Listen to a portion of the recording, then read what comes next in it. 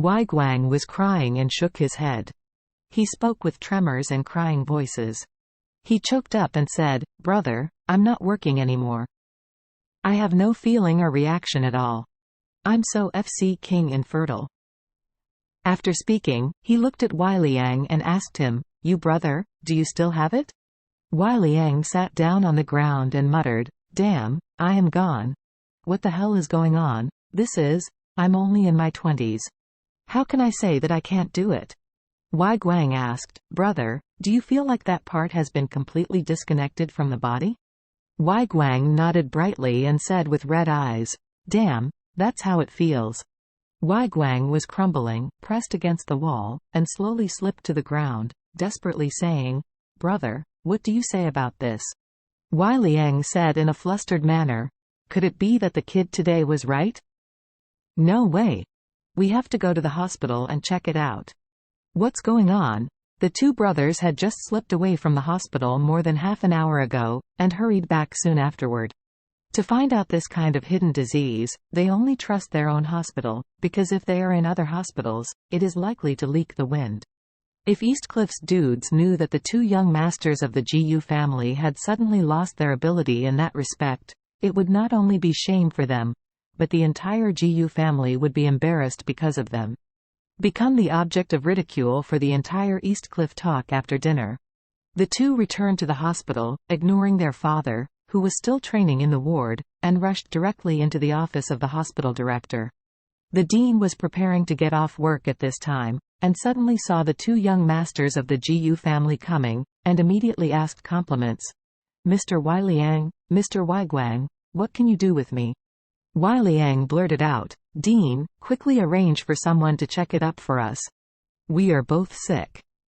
The dean asked in surprise, "What is wrong? What is the problem?" "You two will probably introduce me, and then I will arrange related experts to check on you two immediately." Wei Liang looked around. There was no one else in the office, and the doors and windows of the room were closed. So he gritted his teeth and resisted embarrassment and said, "I don't seem to feel any more." "There? Where?"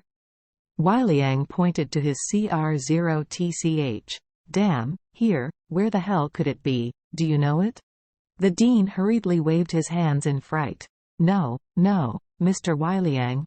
How come there is no feeling there? Is it because you have encountered a functional obstacle? It's a hindrance to your mother." Wei Liang cursed, "I don't feel it at all, understand? It's just like King disconnect. I can't feel it anymore." "No?" the dean exclaimed, "I have never encountered this kind of thing. It stands to reason that this is unlikely. If the ability is damaged, there may be some obstacles, but it is impossible. I can't feel it at all." Wei Liang slapped him and scolded, King need you to repeat what I have said with interrogative sentences? Hurry up and arrange an examination for me. If the best treatment period is delayed, I will kill you."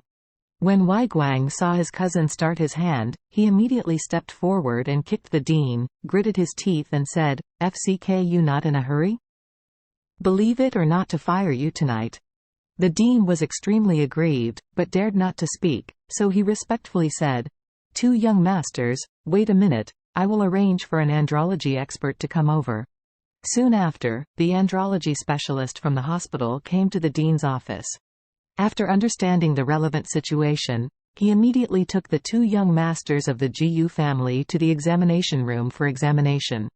10 minutes later, the andrology expert group of the entire hospital gathered in the examination room. Some have already driven a few kilometers away after getting off work, and some are simply taking a break today, but because of the important matter, they are still called over. The expert team of 7 or 8 people was at a loss for the situation of the two young masters of the GU family. They used various means to check and found nothing abnormal, but the two always insisted that they didn't feel anything at all. This incident disturbed Yanzheng and Yanggang, who were resting in the intensive care unit. The two heard that their sons had some problems, so they hurried over. After inquiring about the situation, the two were shocked.